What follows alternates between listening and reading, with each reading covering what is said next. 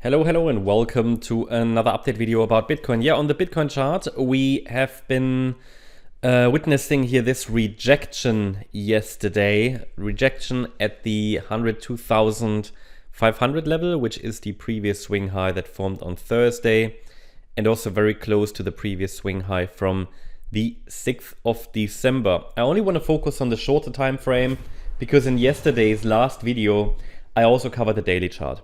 So the idea was that we could spend some time between support and resistance on the weekend, and it would be desirable, not guaranteed, to see another pullback and maybe test of the support region, which is defined between 99,300 and 95,950.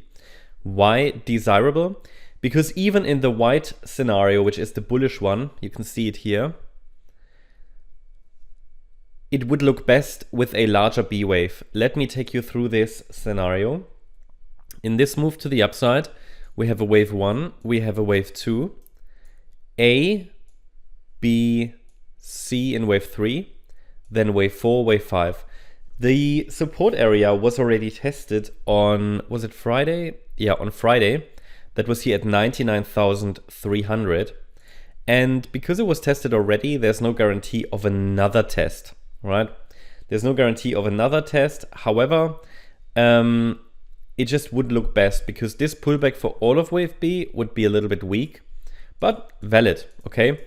So if we then get another test or maybe come close to that level again, this could constitute all of wave B, which is an A, B, C structure. Another reason why it would look best with one more, let's say, test of support is because this decline looks a little bit like a 5-wave move.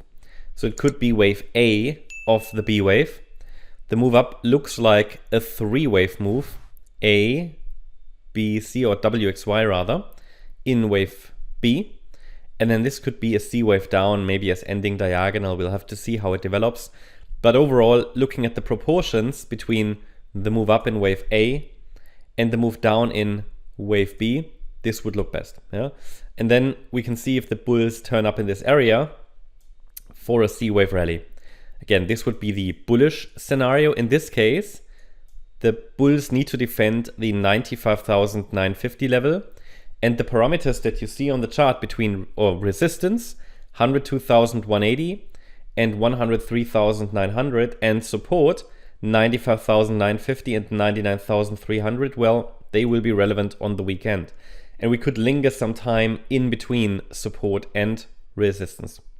Now, if we then, should we see a break below support, it is the yellow scenario that's going to take the lead. On the yellow scenario, yellow scenario, we have probably a C wave up that formed. Yeah? That's the idea. So in the C wave, we have 5 waves, and it consisted of, or the larger B wave, yeah, consisted of an A, B, C structure. And if we now see a 5-wave move down, especially if it breaks below support, then this could send us down further into the lower support region, possibly even down to 89, 86K, and maybe eventually to 80K into the lower support region there. But yellow is not confirmed yet. I'm quite neutral between the two, but I mentioned in the last updates that I'm slightly leaning towards the white scenario, which would be an upside breakout, but I can tell you this is the smallest time frame here. So I'm going to, we can change our view, depending on the latest micro patterns that we see, and they appear quickly.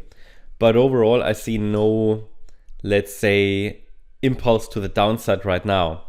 There was a potential impulse here. That was a warning. But as you know, if you follow the last video, this move up was too high for a corrective rally in a 1-2 setup to the downside.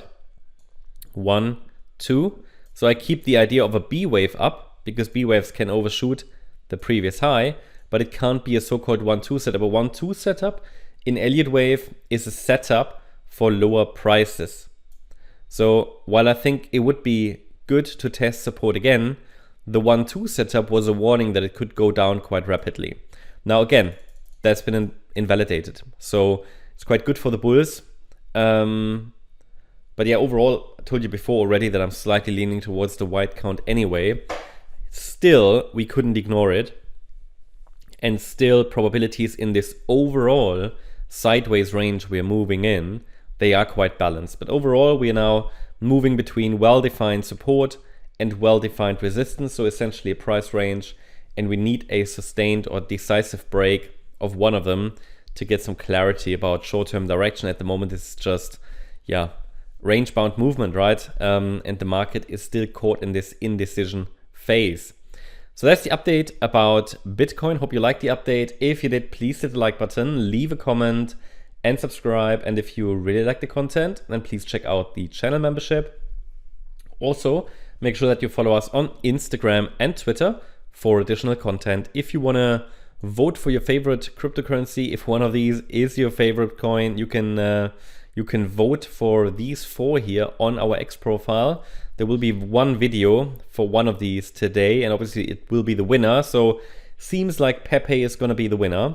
So if you're interested in an additional Pepe video, feel free to join us here on X. It's for free. Just follow our X profile, and then you'll receive the Pepe video probably in around 5 to 6 hours. You could also vote for Crow Dog. Not sure what that is, but people requested it. And Brett. So, but it seems like Pepe is the community's favorite. But yeah, you can check it out. We do these regularly. So in future, you can participate as well. Thank you very much. Bye-bye.